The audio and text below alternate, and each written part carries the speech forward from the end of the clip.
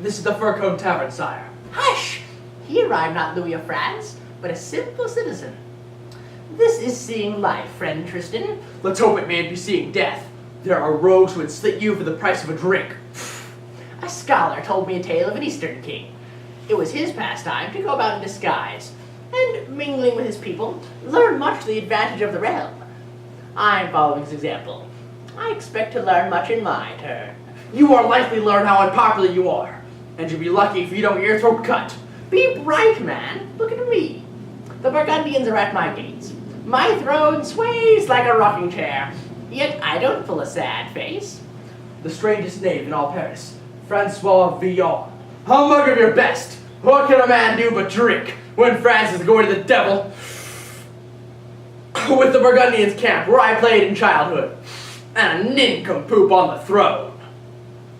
The world is full of strange and wonderful tales. Often the strangest and most wonderful of them all are the ones that are true, as this one is. In the 15th century, the monk Dom Gregory recorded this story of the French king, Louis XI, And an unlikely hero.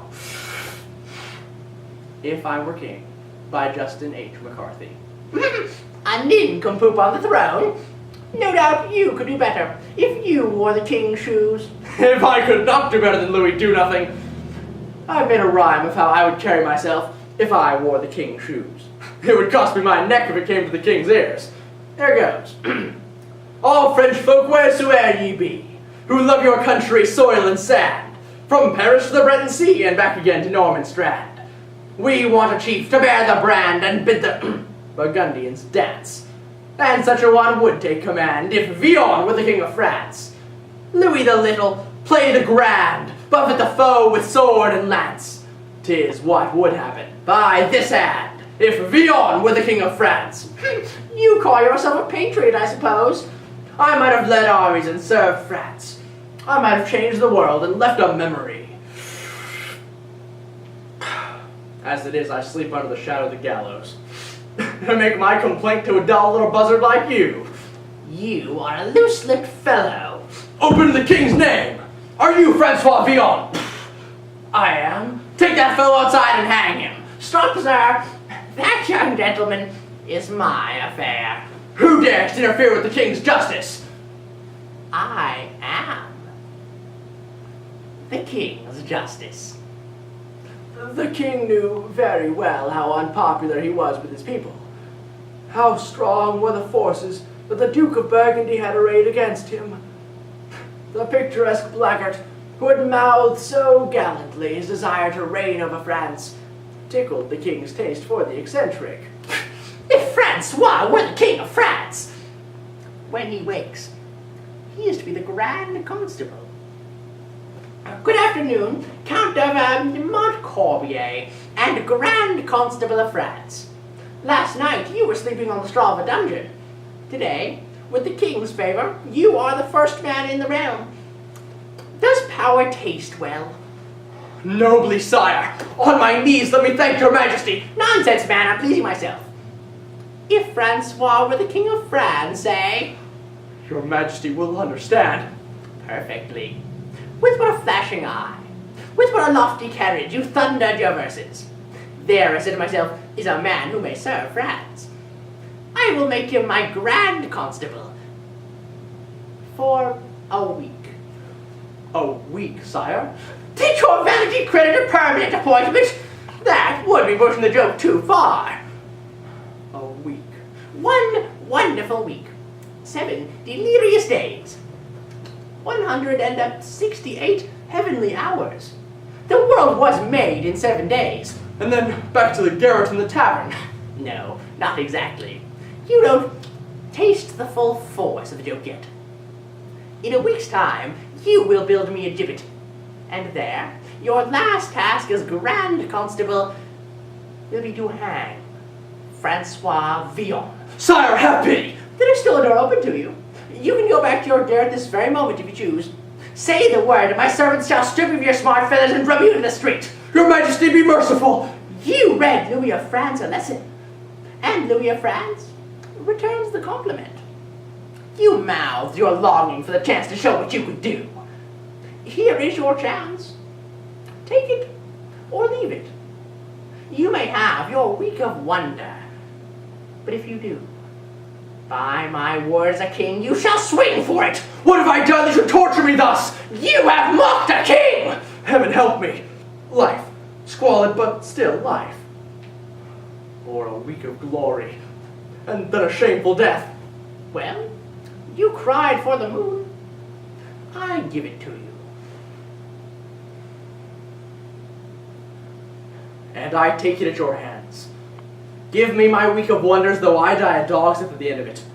I will show France what lay in the heart of the poor rhymester. Spoken like a man. Sire, the Burgundian herald with a message for your majesty. We will receive him here. Listen well, my lord constable. Your message, sir. In the name of the Duke of Burgundy, I summon you, Louis of France, to surrender the city unconditionally, and to yield yourself to my master's mercy. And if we refuse? The worst disasters of war, fire and sword, much blood to shed and much gold to pay, and for yourself, no hope of pardon. The Count of Montcorbier delivers my mind. Give this messenger his answer. As I will, sire. Yes, go on. If Villon were the king of France. Herald of Burgundy, go back to your master and say this. The people of France are not so poor of spirit, they fear the croak of the Burgundian ravens. You are knocking at our doors. Beware lest we open them, and come forth to speak with our enemy at the gate. We give you defiance for defiance, menace for menace, blow for blow. This is our answer. This and the drawn sword! God and Saint Denis for the King of France! Francois Villon, as Count of Montcorbier, in those 7 days of splendor, proved to be little less than equal to the high opinion of himself which he had confided unwittingly into the ears of his masquerading sovereign. The king found him an admirable counselor, cool, wary, and judicious. He proved himself no less skilled as a soldier than as a statesman. His natural inclination to strategy, interpreted by an eloquent tongue, fired by a ready wit, won the heart of the king's great captains. On the 7th day of Villon's week of wonder, his glory was at its greatest. There, sire. If we can lure the Burgundians to that hollow, the day is ours. Are you sure of the lay of the land? I played truant there when I was no higher than his sword belt. Tonight, while Burgundy believes us to be carousing, we shall make a sortie. Some will attack the enemy's left and retreat. This will tempt him into our ambuscade and in his rout. The hour for battle is at hand. I am afraid you will hang tomorrow, Master Villon. I have a deed through before I die.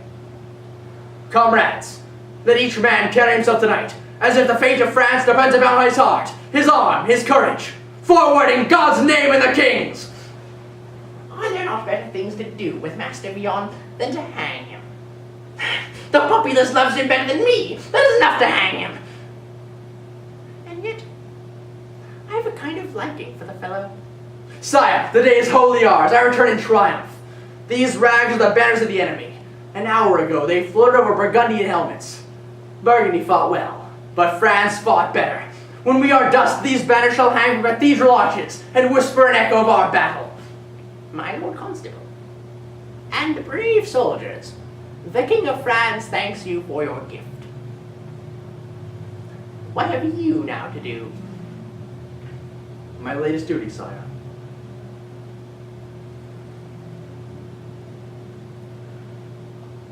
You know me as Count of Montcorbier, Grand Constable of France. I know myself as Francois Villon, broker of ballads, bibber, and brawler. It is now my task as Grand Constable to declare the life of Francois Villon forfeit, and to pronounce on him this sentence, that he be straightway hanged upon yonder gibbet. I surrender my sword. I like to believe that it has scraped a little shame from its master's coat. A week ago, the people of Paris were disloyal enough, and today they cry, God save King Louis. A week ago, your soldiers were mutinous, and today, your majesty is an army that would follow me to the devil. But your sands are running out. I have been translated without discredit from the tavern to the palace. You have given me a royal week, and I have made the most of it. eaten my cake to the last sweet crumb. You speak as if you had reigned for a century. An end is an end, if it come on the winged heels of a week, or the dull crutch of a century. Does Francois Villon ask his life? No, sire. Francois Villon played, and Francois Villon paid.